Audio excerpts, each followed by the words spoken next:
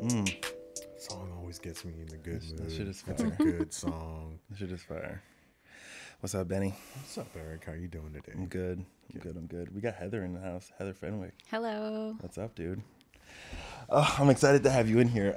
So we've had Naja, who you know.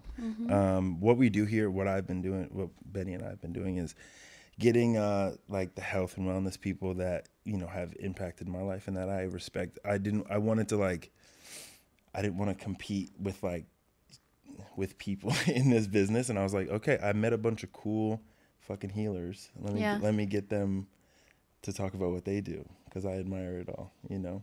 Thanks. I'm glad I fall into the category You do. of cool fucking healers. and also it's you know, we're in the beginning of this podcasting. I'm not the greatest interviewer, and me and you have cool ass conversations every time. Yeah, you're pretty fun to talk to. Thank you.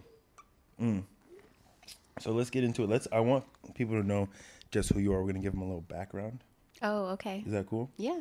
So, are you native to San Diego? No. Where are you from? I'm from Pennsylvania originally. How long have you been out here? Since 2001. Crazy enough. I was 11 years old. Yeah, me too. I just graduated college and I was only 11. And I decided to move out here. But yeah, so what'd you get your degree in? Oh, I got my marketing degree and then I got a minor in French. Did you know Naja did that too? Marketing? She had a marketing degree too? Yeah, I Interesting. did. I know, it's funny because we're both in this like totally right-brained field. Okay, so we've spoke about this before, but that you've had like an awakening at some point. Was it in your mid-20s, early 20s? When did that shift happen, coming from like that world to the world you're in now? Yeah, I like that question. So I've always been a little bit of a seeker, just sort of. I got into Richard Bach, who wrote Jonathan Livingston Seagull and Illusions when I was in high school. And then I got interested in yoga when I moved out to San Diego. Things really started shifting then. And then I did a yoga teacher training in 2006. And I had to drive up to LA every weekend because there were no yoga teacher training programs in San Diego. Okay. Which is crazy because now there's a bajillion. Huge. Everyone's a yoga instructor. I'm a yoga instructor. Okay. So in that transition, what was can you describe like the shift in perspective, like coming from this box to So yeah, yoga philosophy is really deep, rich, layered life practical advice. So I was mostly reading that in books and writing assignments about it at my teacher training program. And then around that time, I had a breakup and I didn't like my job. And somebody invited me to Nantucket for the summer. Nantucket's fancy. It's pretty fancy. I got paid like $20-something an hour to water people's gardens. Wow. Yeah, it was fun. But anyway, then I quit my job, and it was right after the teacher training program, and then I went to India. Okay. I got a one-way ticket to India. I was 26, and I knew I was going to stay for a little while, but I ended up staying for about 10 months on that trip, and that was a big turning point. Okay. So I want to give people the background of like why I consider you a healer. So you were a massage therapist first, right? Or what? So yoga instructor, then you went into massage? Well, yeah. So India changed that for me too. I went to India with my yoga teaching certification, and I wanted to study Ayurveda, which is the Indian system of holistic medicine, and Ayurvedic massage. Have you ever had an Ayurvedic massage? No. They're so interesting. They're great, but it's like they start off pouring basically about a cup of oil just on your head and then 2 more cups of hot oil all over your body. And it's just these fast, long, crazy strokes. And you're pretty totally naked on like a wooden slab with just like a plank of wood. And there's not any like kind gentleness around it. They're just Anyway, I started to study that, and I was like, I don't think I want to give this kind of massage.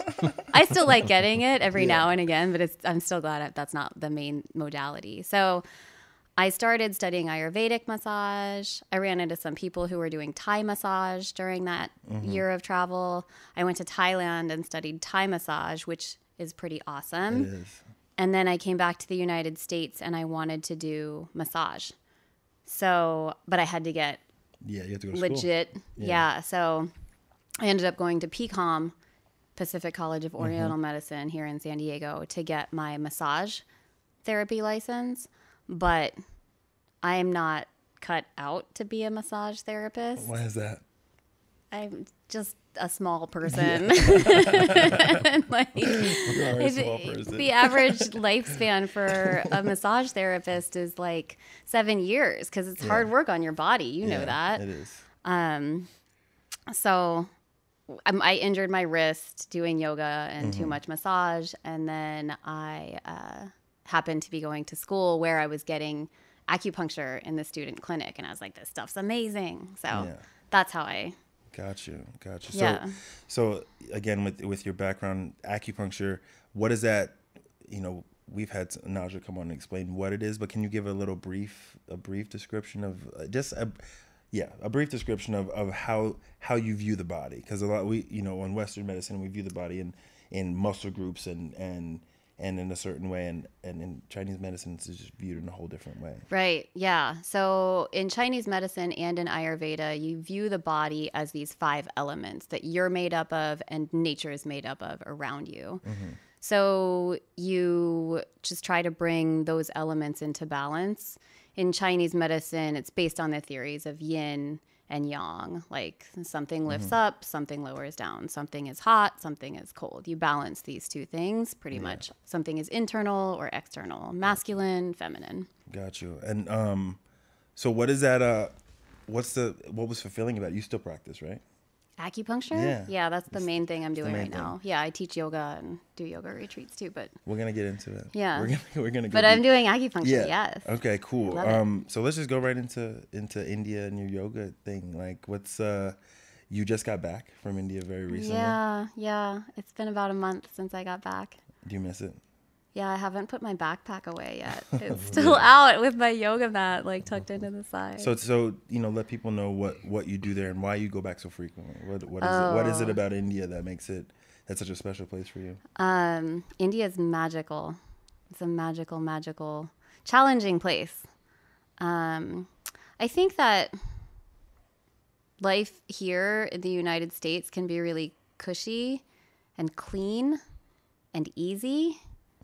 And life's not actually cushy, clean, and easy. Like when people poop in the streets there. Yeah. Yeah. It's a different life. It is. Different stuff happening there. But I think we're so used to seeing things all neat and tidy and just how we want it to be. In certain ways, like traffic functions really well, and when you put your garbage in the trash can, it gets taken away and you never see it again. But life's not actually like that. Life is messy energetically and emotionally, and I think that we are so used to having things right away, exactly as you want them, and that's not how life works. No, it's entitlement. It's American entitlement. Yeah, it's kind of a disservice how convenient things are for us here, What do you think the benefits are of like staying in a place like that to us may seem chaotic, but to them is kind of the norm? I think they just learn to deal with struggle as a part of life, because life's not easy. Life is difficult, and it's woven into the fabric of every single day. There's like kids unsupervised playing on rusty benches with like jagged edges, and it's like an 8-year-old kid watching his 4-year-old and 2-year-old brother while the mom's just like carrying cement on her head like all day long. There's no such luxury as being like, Timmy, don't touch that. It's like you just really hope that you're kid doesn't need stitches one day, or I don't know, maybe they do. So it sounds like that place brings you to a level of humility.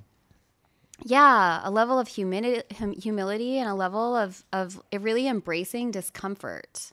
So, for example, one of the things that I read about in my yoga teacher training was this concept called santosha, which means happiness, but more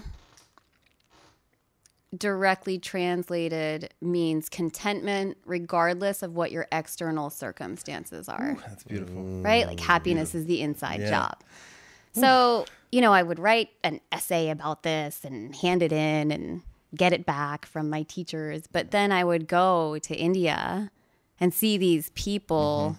I met this guy in Mumbai one time, and he was a shopkeeper, and he slept on a slab of concrete outside of his street. And I was talking to him about that one day, and I was just like, well, how do you feel like being homeless? He's like, I'm not homeless. I get to sleep right here. This is my spot. Wow. Like Yeah. he was grateful that he Gratitude. had a slab of sidewalk to sleep on, to call his own, you know? Yeah.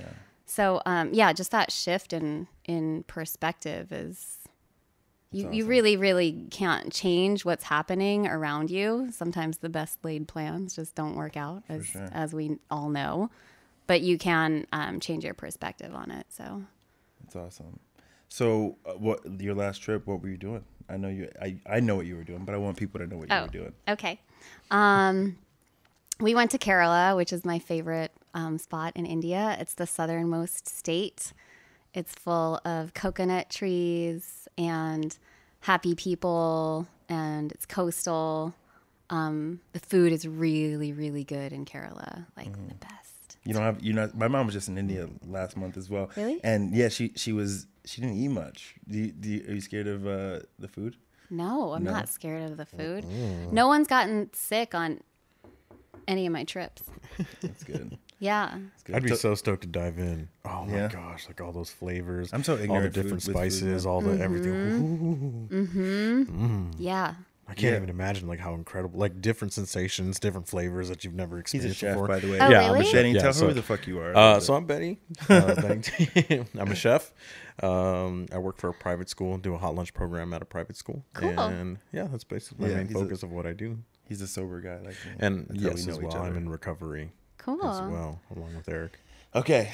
I think you would get a total trip out of Indian flavors. It's like you eat something and you're like, oh my God, this flavor. And then like 30 seconds later, another flavor and another flavor and another flavor. It's just, it's like an assault on your Yeah, senses. I Like, want that the whole so entire bad. country So, is. yeah, like when you brought up the India trip, like that was my first thought was like, oh, I wonder how amazing the food must have been Man, there. that And like food's how amazing. how different something else like unfolds food wise and flavor wise and like different experiences that go along with it from, you know, the norm that we have here, and especially how easily accessible everything is here, and to experience something so incredibly different from the other side of the world. Yeah.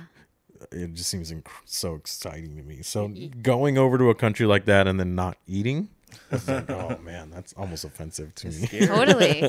Totally. I feel sad. Just missed Yeah, out. I mean, you know, I've gone to like other places and had things like you would never ever expect to eat here, but over there, or like in whatever region you decide to go to, are like the norm, right? Like if I've had iguana before. Iguana just tastes like chicken, and places they call them tree chickens. Where I had it, right? And you know, when you have chickens, and every once in a while there'll be like little eggs that are ready to be laid. They're like they're developed but unlaid eggs that are inside the chicken's body, and I've had this like incredible stew with those unlaid chicken eggs. Oh, It's so so good. So you ate an innocent fetus. I did. Oh, absolutely. All day. I Nice. had a bunch of them, and it was in this like stew. And I enjoyed fetus every soup. fetus. I enjoyed every fetus that I had as I was eating it. But you know, it's so different. It just expands your mind. It's like a whole like this I thought you were vegan, consciousness. dude. Fuck. What? No, I'm kidding. So it's hard. Like it's hard for me to lose weight. I'm eating all day long. I'm you know, trying to come up with different things, and when I travel I eat as much food as I can. It's just there's no stopping it for me.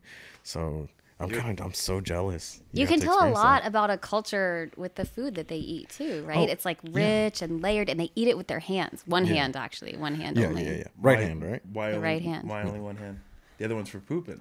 The other one's for See? There's a lot of poop Yeah. stuff. We talk about poop out here a lot. We're very brown positive, right, Jerica? So if poop comes up, it's okay. I am really comfortable talking about poop. One, because if you You spend fit enough in. time in India, you've got some poop stories from the get-go. Let's hear some poop stories. Yeah, let's do it. go. Oh, Let's do okay.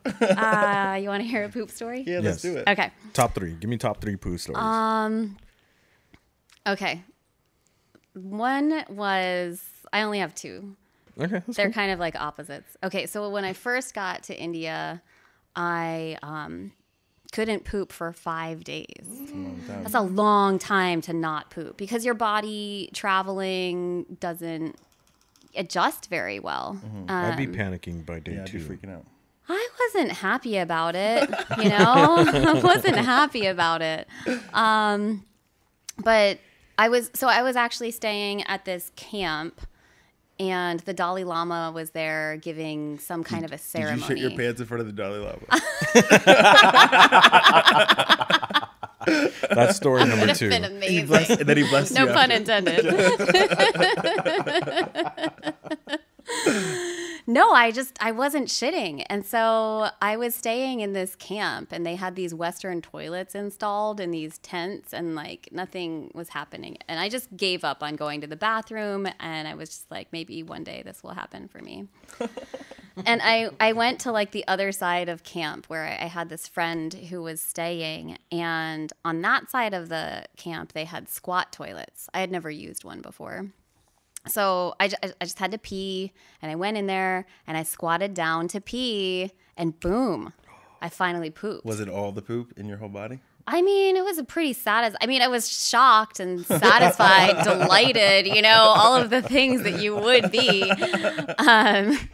Yeah, and it's because that squatting position is better for your body to eliminate, which is why we have squatty potties and all that stuff. So I'm a huge proponent of the squatty potty. My brother actually sent me one in the mail for my birthday this year. Squatty Potty sponsor us, guys. Yeah, that's the one where you put your feet up above. Yeah, Sponsor. it's great. Yeah. Okay, I would poop. rep Squatty Potty all day long. Yeah, I'll do that ad. That's Mm-hmm. cool. Yeah. Absolutely. So second poo story, one more, then we'll get back to the Okay. program. The second one was I did get sick one time when I was leading a tour. I just had 2 people, and I was sharing a room with the girl who's like one of my best friends now, but I wasn't best friends with her then. Oh, you got real close, I'm sure. Well, yeah, traveling in India, you get close Yeah. pretty immediately. And so she and my friend Uncle Mike, Jen and Uncle Mike, went out to cruise around this town called Varkala in the south, which is a pretty easy town to cruise around in. They didn't need me that day, and I felt pretty awful. So I was lying down in bed, in this bed that I was sharing with Jen, and I had diarrhea pretty bad. So I kept on getting up and going to the bathroom. That's me every shitting time. my brains out. Every time I go to dinner with people, they're like, "Is he dying?" I have diarrhea a couple times a week. I'm kidding. I'm kidding. I was like, are you still getting acupuncture? Because we can help you with that. No, I don't get diarrhea that much, but I do poop a lot. Anyway, continue. So you got diarrhea really bad. On that I got trip. diarrhea really bad. I was getting tired, you know? I was sick. And so, like, I would get up and go to the bathroom and, like, pee out my butt. And then after a while, I would go to the bathroom and I'd sit on the toilet and I would just fart and come back to bed. This happened, like, 3, 4, 5 times. And I was like, screw it. I'm not going to go to the bathroom anymore. So I'm lying in this bed that I share with Jen, and I sharted. This is the only time in my life that I've ever sharted. And it's just like pretty embarrassed. I was really And hoping. now you're best friends. Now we're best friends. Yeah, I told her the story Poo brings much people later. together. Yeah, poo. Honestly, brings people I'm all together. about it too. true. It's one thing we don't talk about. We talk about misogyny. We talk about race. We don't talk about poo enough. No, we don't. We should. Should be on the ballot. Anyway, so should. So what do you? So last year, your last trip, you were in India. What were you doing though? You do yoga. Oh yeah, retreats. we did a Tell yoga us. retreat. This time I had a group of 7 women. I've never had just all women before. That was cool. And we went through Kerala, which is the southernmost state on the west coast. It's like the California. And we went to a yoga ashram. You know what an ashram is, where you stay and do Yeah. yoga, chanting, meditation. We stayed there for 3 days. We went to the southern tip of India. We went to that town, that little beach town, Varkala, and did kind of a ton of shopping. We went to the backwaters, which is like the Venice of India. Okay. It's a really, really beautiful part where it's all these little islands connected by lakes and lagoons and canals, and it's all foot traffic. And everybody just has boats, and they get around on boats and ferries. Dope. It's beautiful.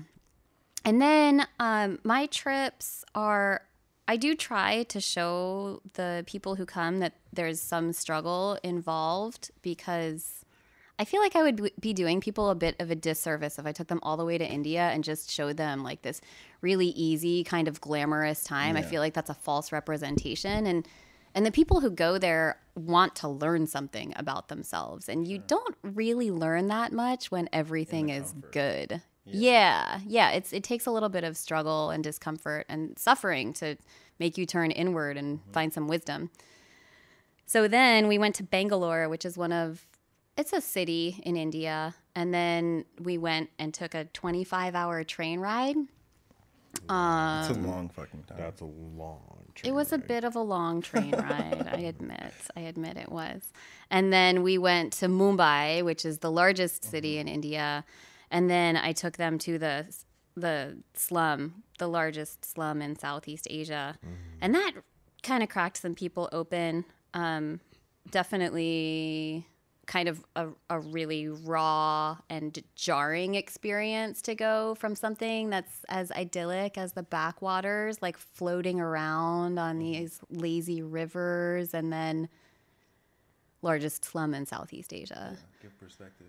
Yeah. For sure. And for a minute there, I was thinking like, oh, I don't think I'm gonna like take them to Mumbai anymore. 'Cause that was kind of hard for me too, Yeah. you know. Why is that? It was just a really intense kind of heavy energy that was it ruffled people's feathers a little bit, you know. It's necessary. And we have it here as well, where people are completely disconnected from it's honestly the majority of people have a struggle like that. Even here, there's ghettos here, the poorest people, and people don't see it. When you don't see it, it's easy to stay in your little bubble and think that you know that everything's safe and fine and okay, and it's obviously not the case, you know. Yeah. We're very good at boxing things away. Old Yeah. people, Yeah, you hide guys 'em. just stay over there. Let's not see somebody walking around with a walker. That Yeah. would just be so weird. Or somebody It's with a mental disability. It's the same like, thing with you brown. know? It's the same thing with brown people here in San Diego. We mush all the African American people in one part of San Diego to make it. It's almost as if there's no other African American people here. You know, it's like they're just. When I walk into a room, it's like, oh shit, there's only 2 of us in this room of 100 people. Like, where are they all at? They're all in the more southern part of San Diego.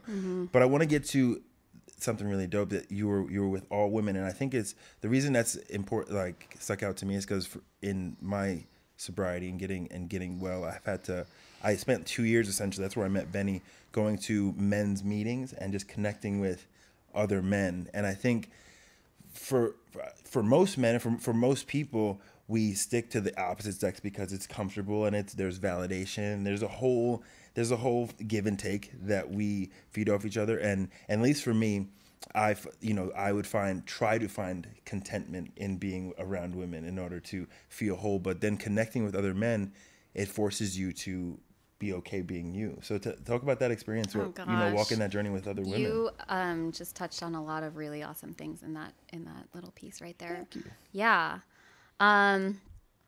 So being around women was awesome. We were really, really supportive of each other. Everyone was very honest and vulnerable, and we really turned into this like tight little unit. The things that were very difficult for people were, one, the poverty that you see, and the level of misfortune is nothing that you've ever seen in this country. And also the misogyny over there is woven into the fabric of their society in a way that is so difficult for an American woman to swallow. It is just so hard to see women walking outside with their husbands always behind them. Yeah. Even just a half a step or a couple steps, but never even the tiniest bit in front of them. I've been to people's homes. People in India are so friendly. They're like, come over for dinner. And I'm like, really? Okay. So I'd come over for dinner, and this woman would spend all day cooking this meal, making like curd from the cow outside and baking bread in this clay oven. Penny, I'm sorry. Am I making you salivate right now? Ben's got a chubby over there. Take it easy, bro. I love it. You need a minute? You need to go outside for a second? No, I'm good. So she would serve us, right? Like she'd serve me, she'd serve her husband, the uncle, the son, but she wouldn't eat. Wow. It was so unnerving just to Yeah. be served by this woman, and she wouldn't join. And I asked her obviously several times. It's weird. It felt really weird, but she wouldn't. It just would have been wrong. Also, there was a really interesting thing that happened while we were over there. There was this temple in northern Kerala, and it's dedicated to this Lord Ayyappa. And Ayyappa was always celibate. So Indian women aren't allowed in temples when they're menstruating because they're considered unclean. Yeah. There was also something that somebody told us about how because when a woman is menstruating, there's a downward energy, and the point of a temple is to lift your energy towards God. So basically, they're bumming everybody out. They're like, "Hey, get out of here." I mean, it seemed to me like they were like, they were like, "Oh, there's kind of a scientific reason for Yeah. it. It's not just misogyny, but." But it's misogynist in nature. Yeah, it still didn't Misogynist in nature, yeah. feel like, oh, well, yeah, that's a great explanation. Yeah. Okay, it didn't feel like that at all. So there's this temple where not only are women not allowed in if they're menstruating, they're not allowed in if they're of menstruating age. Oh, wow. So if you're a woman between the ages of 10 and 50, you're not allowed in this temple. At all. At all. Whoa, that's fucked up. Super messed up. Yeah. So this went to the Supreme Court, and I think it was 5 judges. And the majority ruled that this temple's thing about not letting women in was unconstitutional. The interesting thing about that, I thought, was that the 4 male judges ruled it unconstitutional, and the 1 female judge thought that it should stand, that women shouldn't be allowed in the temple. Yeah, it's intrinsic. It's so deeply ingrained. It was and you see that here. mind-boggling. Yeah. Talk about how this translates to your perception here, because I always tell people, and I've been so shitty to women in my life, and I'm a misogynist by accident. It's almost cultural here, and only until I was old enough to realize how fucked up it was. I'm like, oh shit, I don't want to be a part of this system. And I'm not a feminist, but it's like reflecting on the way I've been. The way I've been in my life is just not something I want to continue to perpetuate. Well, I think where you come from and what your role models have been in the earlier part of your life really contribute to your behavior, and now you're starting to take responsibility, wake up and choose the way that you want to behave, which is awesome. That's a good thing. Yeah, it's a good thing. So let's talk about women are complicit here stuck in the. It's not my place to say, but it's something I've observed. There's a woman I was speaking to who, she was actually supposed to come on the podcast at one point, and she said she kind of likes the old-fashioned way men and women, she thinks a man should be more dominant. She thinks a man, should play a certain role. What do you think about that? What do you think about that? Yes and no. Yes and no. I think that there's yin and yang. Women have like a nest set up inside of our bodies. We're gonna just be a little bit better in most cases. It's a feminine quality to like be able to set up a cozy home. When you go have a bachelor's pad and they're like, "What needs a woman's touch?" It does. Yeah. It's because we have a freaking womb inside. You create a home in totally. Totally. Yeah. For life to flourish and grow from like a tiny little microorganism, and then men have more of a spirit of adventure. Yeah. And I mean, you think about sex, right? Like we have 2 eggs, and usually it's just like the one egg involved in the fertilization, and how many millions of sperm come out every single time. So It's kind of aggressive. that's man. Yeah. That's a man, you know? it's like a natural thing, Yeah. you know?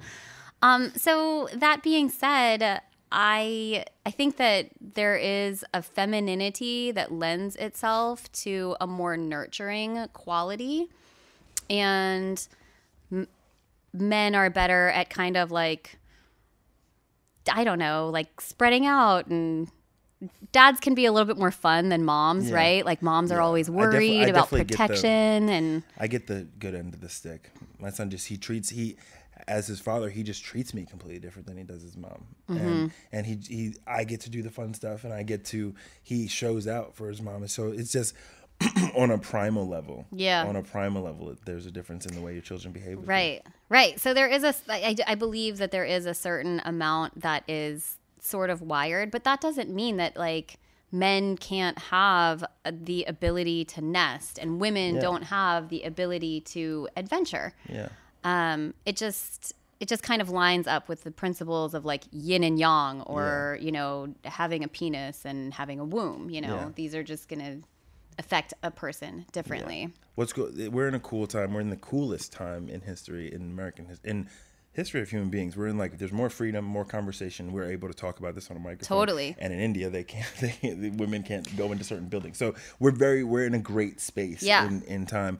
So these are important conversations to have, and that's why I wanted to have you on here. But it is a blur. The lines are blurred now, because it's like, on one end, it's like women, hey, let's fight for rights and let's fight for equality. And you know, I was talking about this weekend how that we have this archetype of a woman. Women are almost forced into a certain position, and there's societal pressure in order for women to be a certain way. But yet, some of those archetypes are the things that are almost necessary, like women wearing high heels to work. You know, we talk about we don't want to over sexualize a woman, but what are high heels for, right? What are high heels for? What is makeup for? Women are not naturally, but societally sexualized now. That's true. That is true. And this is not my stance on it. This is not like I'm a firm believer in like oppression of women. That's not what I'm saying. I actually am opposite. I'm just speaking of the conversation that's had. You know, I was speaking to a very feminist friend of mine from San Francisco, and you know, she was like, women shouldn't have to fit in this or shouldn't have to fit in that. And some of those things, there'll always be a standard. And you That's know, true. we are all participating. You know.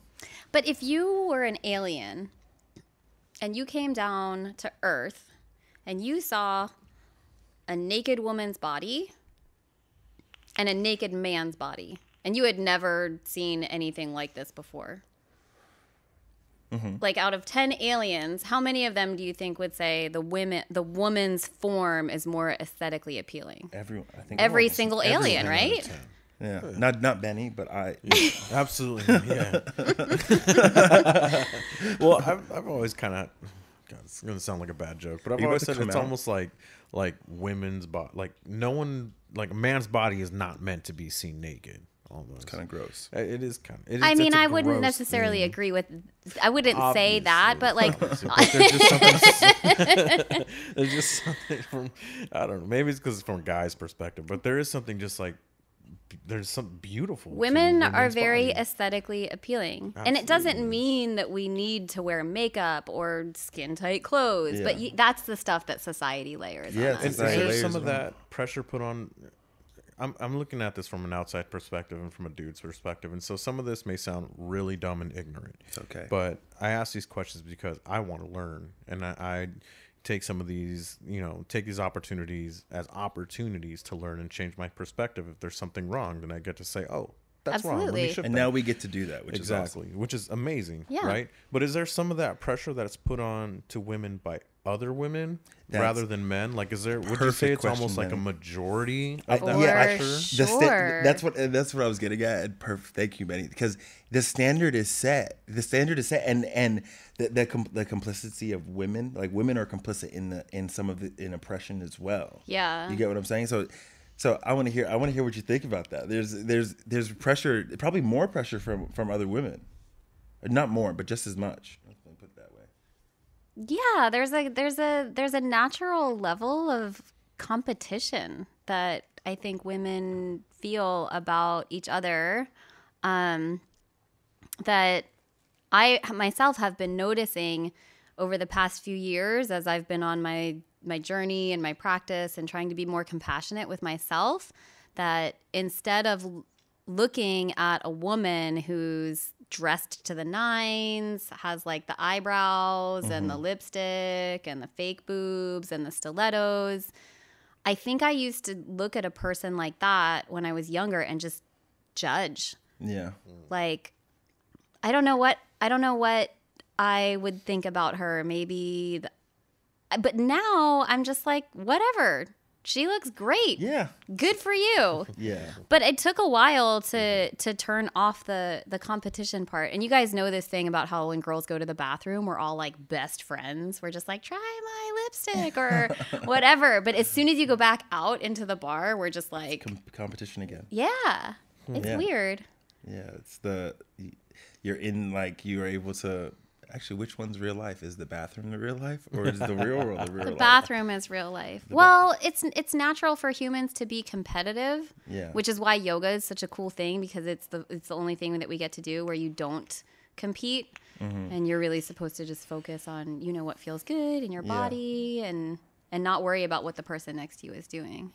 Yeah, we're in a very unique, special time, because it's definitely a huge transition, and a big thing that's been like ringing in my head is recently is find the pain, and you shared about how the pain that you had that propelled you forward into the yoga and that life, and for currently in the world we're living in, there's a lot of pain. There's a lot of pain in minority communities, whether it's the LGBT community, women, African Americans, and the conversation is being had.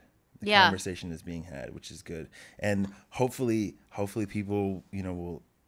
I always say perceive outside of their own circumference. I feel like a lot of people are like, this is not my experience, so it can't be yours. Right. Okay, so this kind of brings me back to the temple, because when they made this ruling about women being allowed in the temple, we were all like, me and my 7 girlfriends, my girl gang, we were all like, yeah, women in the temple.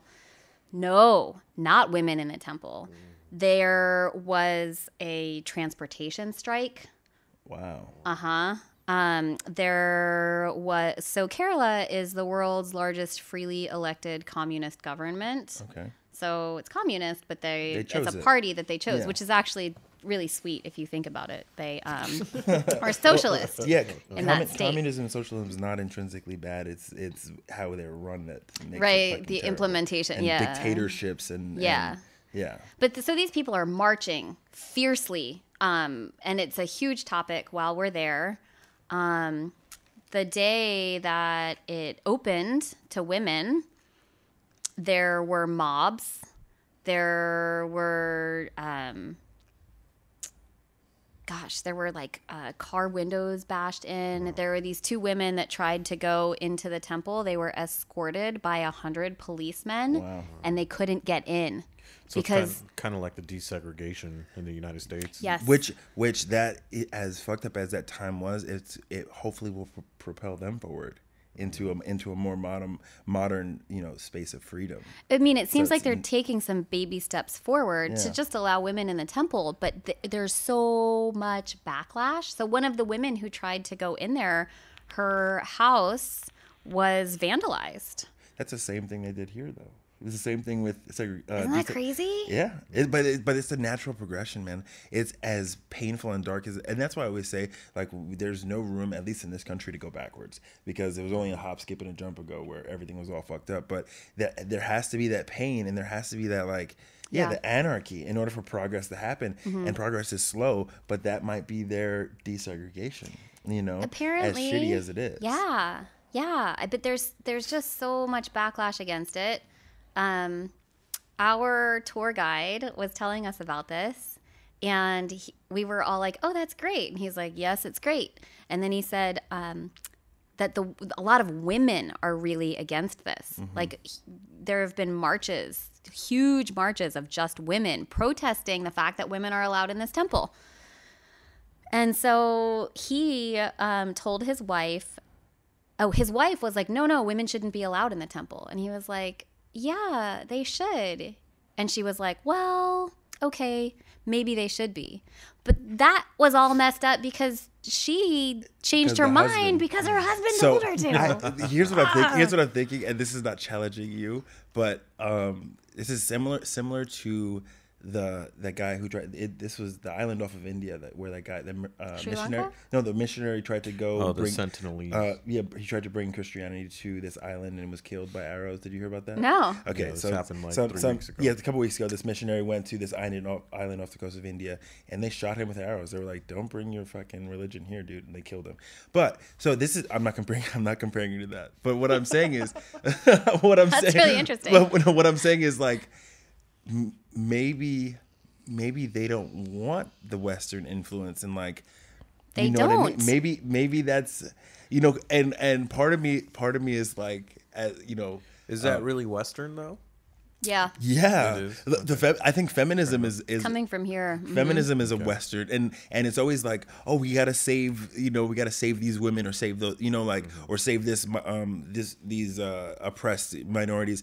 But sometimes that's cultural, you know what I mean? Sometimes, and that's part of the problem. That's a little bit of the problem of what America does in itself. Like with our foreign policies, we go other places and we say, "Hey, this is how it should be. This is how it should because it's working for us. It should work for you." It's a little arrogant, huh? Of us, that's exactly it's imperialism. That's what white privilege is. When let's go tell these brown people exactly how it should be, and we'll save the day, and it never works out that way. Sure. It actually, a bunch of people get murdered and die, and then they still have to go through their natural progression. That's what India had kingdoms long before America. The British had kingdoms, and Africa had kingdoms long before America was a kingdom. And it's just there's this cycle that people go through. And who knows? India may be super progressive when America was ruined our economy and wrecked our lives. It may be that cyclical that cycle because it's everybody goes at their own progression. So I almost think it's like part of me is like, yeah, let's go to Africa and let's help them do this. But Africa was the greatest empire. There was the greatest empires in the history of the world were there before.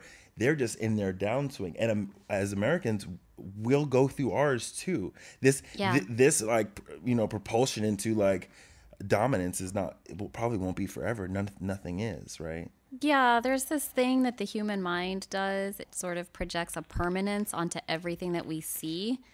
And that's something that's helping me right now through this administration is just to know that this is a small snapshot. Tiny. In a pendulum swing. Tiny. This is just us getting the momentum to swing honestly, back the other way. It's such an exciting time. It's exciting because, obviously it's shitty right now. And even if this, this current political scope that we're in right now continues for another term and continues to go further. I don't think it will, but say it does continue, it only empowers young people, women, and minorities to work hard. That's true. And it builds grassroots movements, and it allows people, this is fucked up, but people are unified under like, I hate this fucking dude. Like, we hate this dude. And like, there's people who would normally never mix or would like to believe they mix, but typically don't, who are like, fuck this situation. Yeah. We don't like it. And the big reason this, like, one of the most important reasons I wanted to do a podcast is because the only way like progress happens in my mind, or at this point, the only way I can progress as a person is if we have the dialogue. If you come in and speak about your perspective, and Benny comes in and shares about his, but the point is that pain that we're having is going to propel us forward, and the pain they may be having in India hopefully will propel them forward.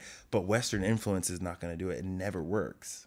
Where has it worked? Where have we done that? Where it's worked? Well, so the Western influence is a very if you think about the principles of yin and yang, masculine and feminine, it's more of a masculine thing to like speak, right?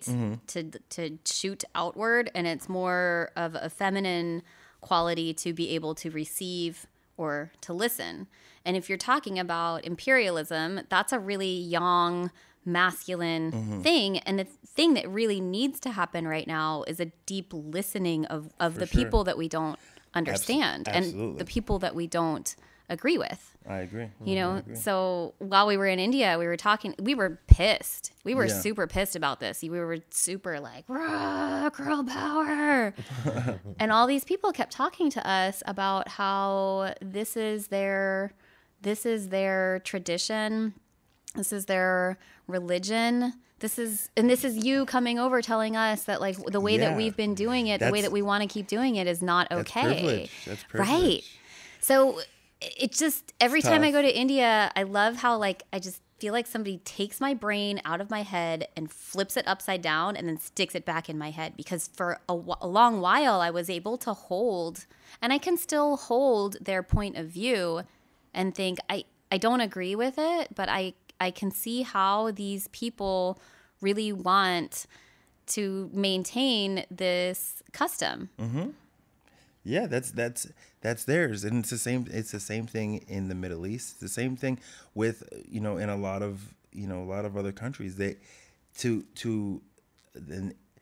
Americans again have a hard time perceiving outside of our bubble. Like, hey, we have it here. This is how we do it. You should do it there. You should do it the way we do it. And there's more. There's so many different cultures. So many, like, they have their customs and their beliefs. And maybe one day, hopefully they will progress past that. But is it wrong for them to have that tradition? It's not our place to say. Who are you to say? It's not our place to say. Right. So that stirred up a whole bunch of stuff for all of us, and sparked a lot of conversation outside of Kerala. In other states, people were talking about it quite a bit too. But I think that feminism is on the rise, and the Me Too movement is really big in India. Oh, nice. You Nice. know, That's a good thing. I think that the way that we live our lives here is just so go, achieve. Stack your bills, get all the things, All the gold, all the things. I hate that. Over the past 5 years, I tried to get all the things, dude. I tried to do, have sex with all the women, make all the money, buy all the clothes, work out, get big. None of it has fucking worked for it to, like, no peace has been attained. Only momentary peace or, fleeting validation. But, I'm so happy that I'm in the space right now. Where actually I'm like, oh, fuck, I have to, like, actually work on myself for real. Yeah. Like, I have to actually go inward. Yeah. Because the hole that you're trying to fill with the clothes and the sex and the money is inside of you. Inside, yeah. And you yeah. need to turn your attention inward and just nourish the fuck out of yourself so that you don't reach outside for those external things to make you feel whole. A lot of that's societal, though. That's just it's like a masculinity thing, like go and get and do and achieve. Conquer, yeah. So the feminine aspect that I am really hoping is on the rise right now, and the thing that I'm trying to do with yoga and acupuncture and yoga retreats and everything is to bring that quality of feminine nurturing into society. We don't need to have all of the things that we have. And in fact, it would be better for us to have fewer things, more simplicity, a little bit more free time. Like, the thing that I love about going to India or Mexico or the Dominican Republic, basically anywhere that's not in the Western world, is to see people sitting on their porches doing nothing. Yeah. Yep. Just doing nothing. I'm just like, what a luxury in your day. It is so Yeah. nice. It is nice. When I go and I visit my family out in Costa Rica and I stay on the farm, it feels like the greatest luxury to just lay in a hammock. So good. Yeah. So good. Just nothing. Just lay in a hammock. And it's like, it's the end of the day. But it's like a schedule shift, right? You're getting up at 4 a.m. Yeah. Right. Yeah. You're working for a few hours, then you eat some breakfast, go out and you work some more, and then you're done by 2 o'clock, and then you have your day, and that's where you can relax. You can, you can have your conversation with your family. You have dinner together, and then you lay on your hammock and you don't do anything. And then once it gets dark, then you go to sleep. Yep. But And you're ready to go to sleep, Yeah, and you're you ready to worked, go to sleep. and setting aside time to relax is okay. Yeah. I find that when I have time to do something really nice for myself, I almost feel apologetic about it. Oh yeah, I was like really lucky. I was able to get a massage this week because this girl said she would trade with me, and I'm a little bit like, no, dude, you deserve it. I Do it. need that. That's really where I was inspired to do this podcast is because I've been able to experience like massage on a regular basis and all the different cool healing shit, meditations and all this stuff, and people look at it as a luxury, and it's honestly it's not, it's self-care. It's a necessity It's for the self-care. way, like the pace of life and the go and the do. Like you need that in order to do a better job of being a partner, or to focus a little bit better on your spreadsheet or whatever you're doing. I know that I give way better treatments and I teach way better yoga classes if I've done a little bit of nourishment for myself that week. Sure. It took me a long time to get over that guilt of sitting on the couch. Yeah. Not even just watching TV, but just sitting there, like with my feet up on the coffee table and looking outside the window. I always felt like, I don't know, like my dad was going to walk in my own house that I haven't lived with my parents in years, but I felt like he was going to like come in the door and be like, why are you sitting down? You should be doing something. Yeah. And it took me years to get over that anxiety of like, oh shit, I'm sitting on the couch, dude. I got to get up and do something, or, or like get you in my should- car and go somewhere. Like I can't just be here at home sitting on the couch and like not doing anything. Right. It took me like maybe 2 or 3 years to finally get over that and be at peace with myself and be like, I'm just going to sit on the couch. Yeah, for me, it was just being okay, being okay with myself. Yeah. Being okay being with myself. Yeah. A lot of people,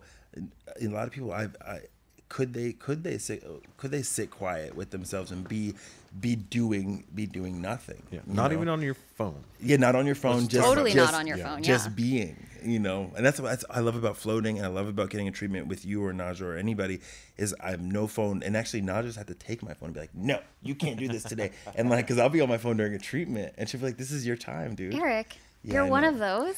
Not always. I've done it like 5 times. Stop. You're one of those. You're one of those. No. I'm not one of the. I don't know. I'm better now. Yeah. I'm better. It's totally an addiction. It's so bad. I hate it. Like yesterday, I was having a really, really dope conversation for about an hour and a half, which I should have fucking recorded. And every like 5 minutes, I would like look at my phone, open Instagram, not even look at it, just like my finger just did it and opened it, and I would close it again. Like I'm not even looking at anything. I just looked at it 5 minutes ago, but not because I'm not looking for anything. The habit is But there. it's just look at and it just happened so quickly. It's sick, dude. It's gross. I don't like it at all. But here we are. So I tell people like after that latest iPhone update, go into your settings and look at your screen time. I don't want to. It'll tell you how much time you've been on your phone. Yeah. Like with your apps, like in social media. Yeah. Videos, streaming music. And you or whatever. can set a timer for Instagram to tell you when it's been 15 minutes. Yeah. Hey Eric, look up your screen time. I don't. Dude. I have no interest. I don't. I hate myself enough. I don't need to look at my fucking. I'm kidding. But nah, dude. I don't want to know. It sucks. I really don't like it. And honestly, it's just getting outside of myself. That's all it is. It's the last thing I have left. It's like I don't want to do anything. And even when I'm working on a bunch of different fucking projects right now, and I'll type for 15 or 20 minutes and I'll work and I'll be in the zone for 15, 20 minutes and I'll look at my phone and it almost breaks up the monotony of whatever I'm doing. I don't know, but I need to just be okay, more okay with just being in the space. I'm much better than I was when I was more erratic. I'm still pretty crazy, but you get what I'm saying. I've been trying to, so a couple weeks ago, I was giving a treatment at my office, acupuncture, and I went to go wash my hands. I came back and I had locked the door, and it was 4:30. No one was in the management office. Nobody was in my office. Long story short, nobody could help me. My phone was in there, my computer, my keys, my wallet. Everything. My whole entire life was in there. And I was like, what do I do? So it was like I was in the 1950s. I was like, well, I'll just walk to the closest friend's house and knock on his door and hope he's home. And thank God he was. Yeah. He took me back to my house. I had a key at my neighbor's, and I was like, well, I guess I'm chilling in. And I was like, oh, I'll listen to music and color. And then I was like, nope, you'll just color because you don't have any way of listening to music. And you know what? I was so focused. Yeah. I got a lot of stuff done that night, and I didn't realize that typically every however many minutes I just go and like look at my phone. And so since then, I have been trying one night a week to like pick a time to turn my phone off. So I'll like flip it upside down, and then I put a crystal on top of it. So I have to move the crystal, which is a reminder that like, hey, you're trying to connect to something. You're trying to connect to something better than your screen. Yeah. So yeah, I've just been trying to give myself a little purge from the screen time, and it's hard. Yeah. It takes a little while. It's like you're addicted to that. Just touching the screen. And I'm super attached to my email. Like, it's not good. It's not good. Can I tell you, though, like when I locked my stuff in the room, so I was without my phone for about 20 hours. I had to walk back to my office the next morning. No one was there. I ran back to my office. Again, no one was there. And then the third time I went back, somebody was there. I got all my stuff. And I was like, oh, my God. I'm going to have a million text messages, and people are going to be like, why haven't you responded? Did no one text you? I had a few messages. I had one from you, I think. But nobody was like, where have you been? It was like nobody cared that I didn't get back to them in under 20 hours. It's going to be okay. You don't answer even if you have your phone. She's real bad with her phone, dude. What are you talking about? Don't worry about it. It's okay. I leave my ringer off. It's okay. All right, dude. How long has it been, man? This is a good one. It's about been exactly an hour. Dude, we can keep going if you're down. Benny? Yeah. What else is going on in your world, Heather? That's where I'm going. I'm just trying to check on time. It's in an hour. I don't want to keep it. Are you on Instagram right now? I'm on Instagram right now. It's open. Yeah, he just opened up his phone. I don't know. Every time I see you check the time, I'm like, yo, we're good. No, I don't know. It's I want to keep it at a certain. I want to keep it at a certain time, so I have like continuity. So like, once we get to an hour recording, I start looking and like, seeing where we're going. So that's it. Was your phone the first thing you picked up when you got in your office? Yeah. Yeah, totally. Did you go on social media? I'm sure I did. I have addictions just like everyone else. What are some of your addictions, Heather? Chocolate chip cookies is like my number one addiction. Damn. I love chocolate chip cookies. I've been known to leave the house at like 9 o'clock at night and go pretty, like a mile away for a specific cookie. Okay. Who makes your favorite chocolate chip cookie? I do. Any homemade chocolate chip cookie is like amazing. And homemade by like not the cookie dough. That's I mean that's fine. It's fine. It'll do. But if you come up to me with like a Chips Ahoy or something like that, I'll be like, no, thank you. Yeah, totally. Get this fucking frisbee it across from. Fuck, insult me. Hella aggressive. Fuck you. Yeah, that's the way to bring out my aggression. Try to give me some fucking Chips Ahoy bullshit. Totally, anything Nabisco. Don't get me started. I hate Nabisco. Uncle Biff's in Hillcrest has some really good cookies. I just went in on doing them like for a school fundraiser. Someone brought me a little magazine, and you could put it in order, a little catalog. Yeah. And I went in on it, dude. What'd you get, Benny? So obviously you got to get chocolate chip cookie, and it comes like the little tub, and they go, here's your tub, and then you make chocolate chips. Oh, with the dough, yeah. And so I got chocolate chip. You have to get the chocolate chip one. Duh. Right, and then peanut butter and chocolate chip. And then just peanut butter cookies. I don't like peanut butter cookies. Well, that's because you don't like cool shit. Now, gentlemen, try to hold the opinion of the person that you disagree with. I validate it. I acknowledge. You're much validation there. No, I validate your choice in cookie, but. Fuck those cookies. These are the conversations we need to be having. They are. Yeah, This these are is the important These are the issues. important topics. These are the real Donald Trump divisive talk topics. about cookies. I'll vote for him if he talks about cookies. I'm kidding. I love cookies kidding. so much. Oh, cookies are good. Well, another thing that I think is kind of interesting about being a woman alive today and my generation is I've been thinking a lot about the Cinderella story and kind of like every single Disney movie and fairy tale and how that really did a huge disservice to my whole generation. And that kind of goes back to the thing where it's like, oh yeah, look really pretty. And then kind of like how you're looking for all of the things to fill this thing inside of you. It just kind of subconsciously told us that you're not complete and you will never be happy until you have a man. Yeah, it's fucked up. And not just any man.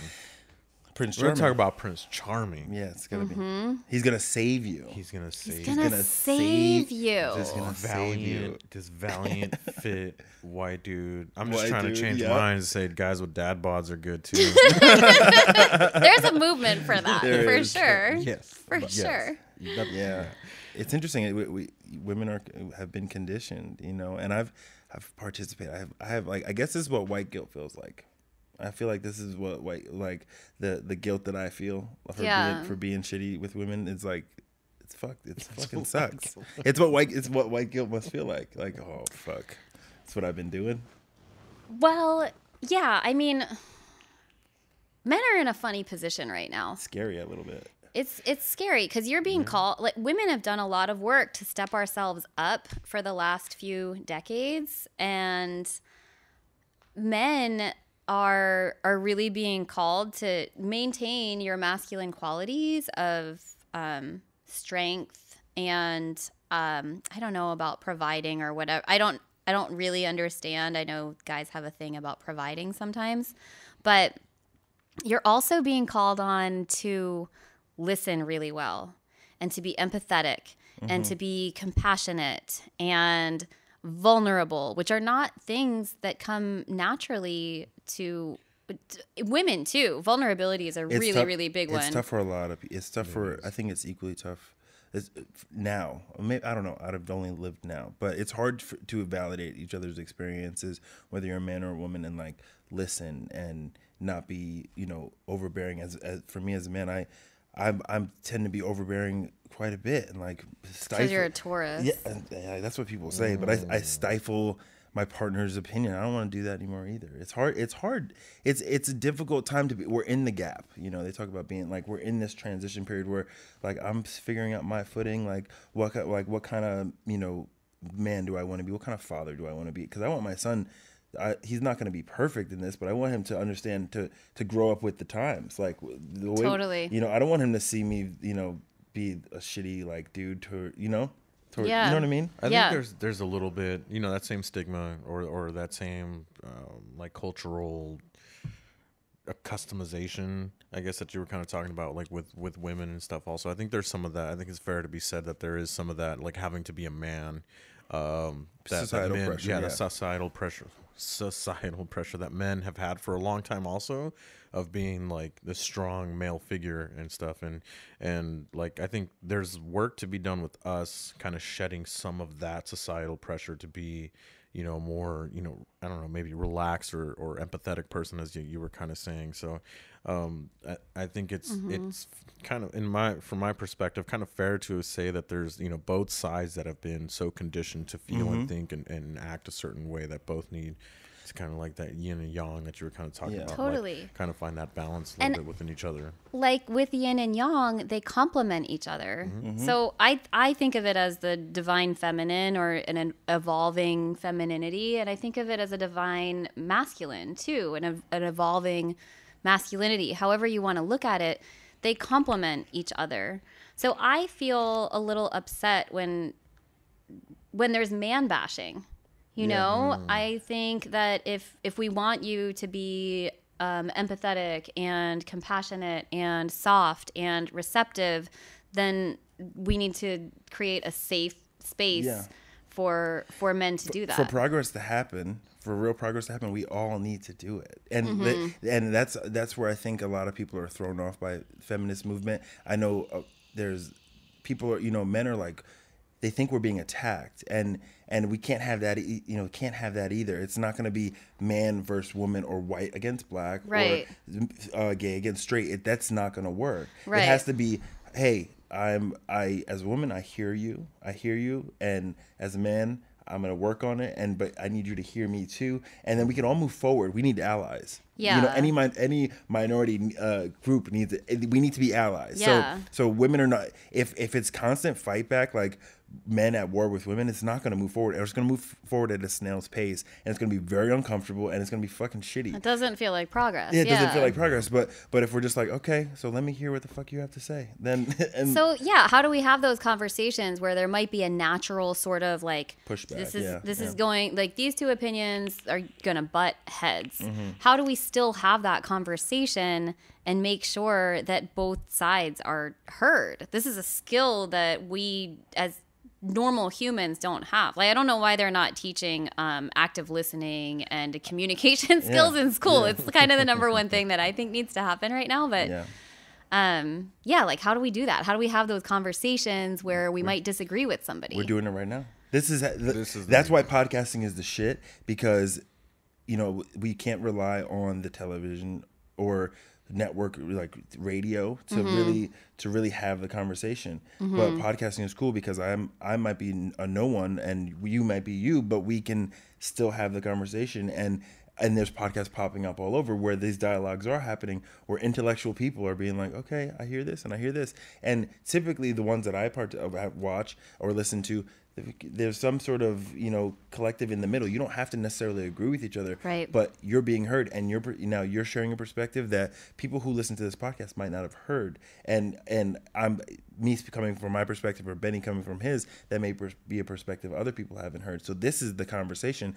I was talking about that last night, saying like we need to do this, and there's our government's never going to sit down and on C-SPAN and have a conversation like this. This is not going to happen. It happens with individuals and people, and right. that it has to be us doing it. We have to, and we do it, and we move the culture forward. It's not, we can't rely on our system to move it forward. We have to do it as people. People. I stayed at this ashram in India that this guy Vishnu Devananda founded, and he's talking about world peace, kind of similarly to how you were talking about moving ideas forward, about how individuals feeling peaceful within themselves is the thing that's going to make peace in the world. And he said that if you want to make a linen cloth, you just need a lot of linen thread. So if every single person could be like a thread of linen or peace or empathetic listening, then we might be able to weave a whole entire world of peace and listening and progress. I think it's happening. Or maybe it feels like it's happening because we live in California. Well, I think oftentimes things happen in California first. Yeah. Right? Like the ban on smoking. I remember when that started and how pissed people were on the East Coast.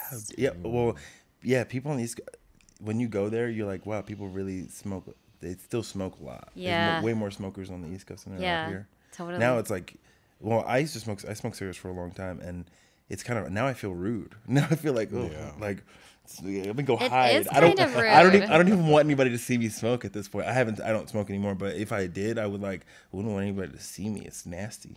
But whatever. If you're a smoker, I'm sorry. My bad. I'm not trying to exclude you. Well, I think in California, most smokers feel like that. You can't even smoke in Balboa Park outside. Well, and when they did that in New York, I was still living there, and they were like, you can't smoke on the train platforms anymore. I was like, I'm fucking still smoking. I was so like, this is my right. Fuck. It's such a piece of shit, dude. So shitty. Well, I think it's like some of your shit being like, here, take some of my shit. Yeah, it's like, here's my toxic, like destructive behavior. You have to deal with it. You're going to go down with me. It's so gross, dude. So gross. That's what people do. But yeah, having these conversations are important, and I appreciate you coming on here and doing it with us. Thanks for having me. It was great. It was really good. Loved it. Anything else you wanna plug? Anything? Do you have another retreat coming up? Do you have? Oh, no, I have maybe a retreat coming up locally in the fall next year. Okay. Where can people find it? You have a website, Instagram? Yeah, Then plug it all. recoveringgypsy.com. Recovering Gypsy is my handle on Instagram. Yeah, I just want people to nourish themselves well, whatever that means. If you're going for acupuncture, getting massages, going to the spa, taking time to sit on your couch and stare at the wall. I just wish that we could give ourselves a little bit more permission in our daily lives to feel more nurtured so that we can be a little more full-hearted when we approach our relationships personally, professionally. Really important, compassionate relationship with yourself if you're ever going to try to get any growth out of anything. So yeah, I would just love to see people being a little kinder to themselves so that they can be kinder to the world around them, and then we can have some threads of kindness all woven together. So you're doing the work. We appreciate you. Thanks. I appreciate you too. Thank you for being on. It really means a lot to us. Thank you. Yay. All right. We're good. We out.